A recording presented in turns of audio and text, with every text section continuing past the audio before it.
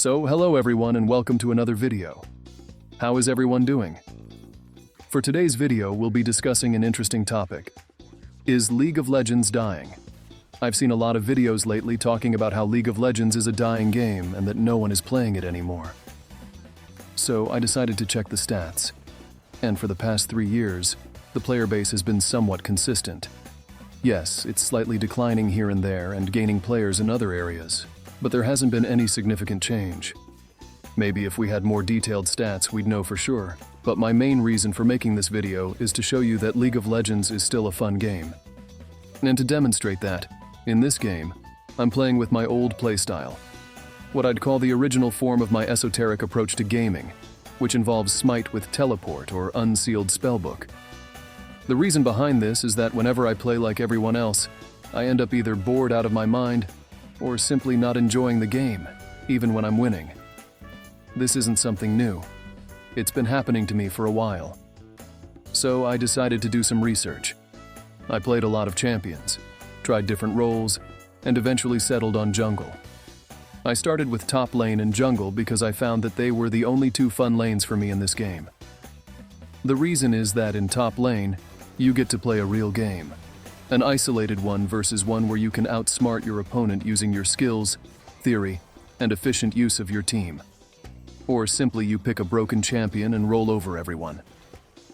After a lot of research, I realized that I perform much better when I start from behind. It's almost like psychologically putting myself in a desperate situation to bring out the best in me. This is something I didn't know about myself before. It's innate. To bring out my best, I found that not having a strict rune setup keeps my mind sharp and ready for anything. This game will serve as a demonstration of that. This is something that League of Legends uniquely provides. In most games, there's a story, the mechanics help you out, and you can spam one broken ability and beat the game. But in League of Legends, especially in solo queue, nothing is handed to you. Your allies can be against you, the game can be against you, and the options you're given can feel one-dimensional. That's boring for me. So I asked myself, what do I like most about League of Legends? The answer came to me, backdooring. I remember backdooring as Yorick in a game where we were supremely losing, and it was impossible for us to win by normal means. But I did it. I pulled off a backdoor. That epiphany made me wonder if I could do the same from the jungle. So, I started experimenting. Which champions benefit most from backdooring in the jungle? The options are limited because Riot made a lot of effort to distinguish lanes, and backdooring as a jungler is tough. You lose a lot of value compared to other playstyles. The best champions I found were Volibear, Tahm Kench, Shaco, and Yorick.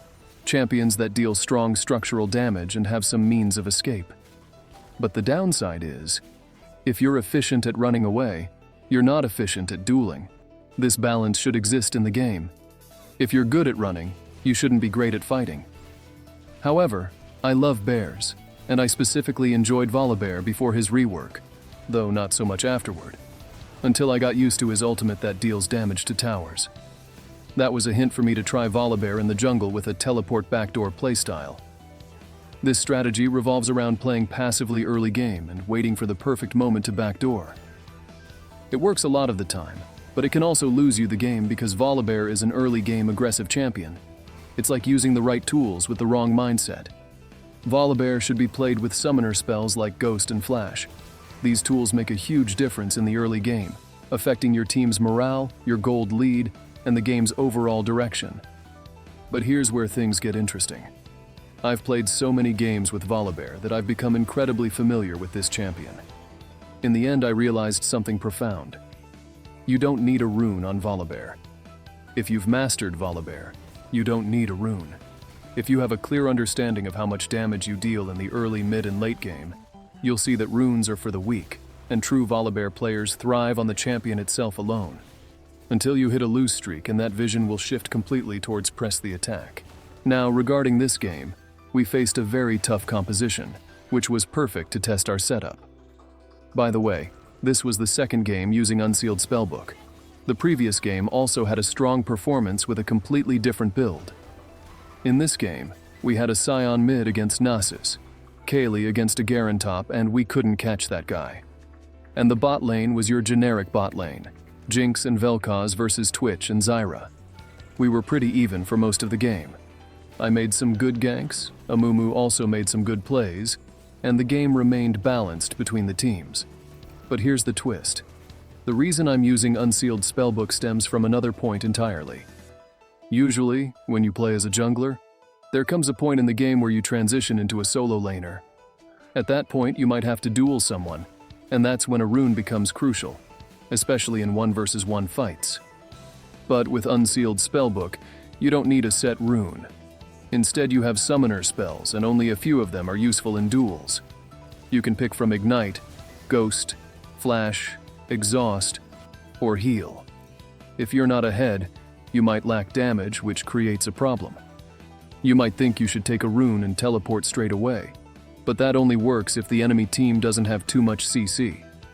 For example, in this game, they had Garen, who can execute you, Amumu with heavy CC, and Twitch, who you can't catch without summoner spells. The moment Nasus opens up, you're locked in place, and you need those spells to escape or survive. So, in situations like this, Unsealed Spellbook is more beneficial than any single rune. On the other hand, I'll take Teleport if I'm confident that I can dodge all their crowd control and that I'm in an easy matchup. Teleport offers 3 main advantages. First, I can teleport away to finish my jungle path. For example, I could start counter jungling and then teleport back to finish my clear. That's a huge benefit you get from one summoner spell. Second, I can counter gank from anywhere on the map. Let's say I'm clearing top jungle, and at that exact moment, the enemy jungler is ganking bot. I can teleport under the tower and make a perfect counter gank. And the last advantage, la crème de la crème, I can backdoor and end the game. This is possible because teleport comes back online after 6 minutes, letting you counter jungle around the first or second Drake, and then you save it for a final backdoor play. You can only use summoner spells like this if you're not running Unsealed Spellbook. On the other hand, with Unsealed Spellbook, you play reactively, believing in the heart of the cards, and choosing the summoner spell that fits the situation best. For instance, if the enemy has a burst champion, take Heal or Exhaust to throw off their damage calculations and give your carry a chance to survive. If they have strong healing, Ignite instead and get the reduction instantly, instead of wasting 800 gold. If they have high mobility, you can combo Ghost and Flash to outplay them. So yeah, Unsealed Spellbook spices up the game in a way that every encounter feels fresh and different. You can never have the same encounter twice. Unsealed Spellbook made League of Legends not only fun, but a game I can't get bored of. Every game offers new encounters, something that doesn't happen when you play in the typical orthodox way that everyone else does. For example, at this instance, we dodged Garen's ultimate with our barrier. That wasn't something I expected, and I think I just mistimed my shield and forced Nasus to use his flash. Now, that might seem like a bad situation, but we actually got a lot out of just one summoner spell. That means in the next upcoming team fight, we'll have a much easier time dealing with the enemy team.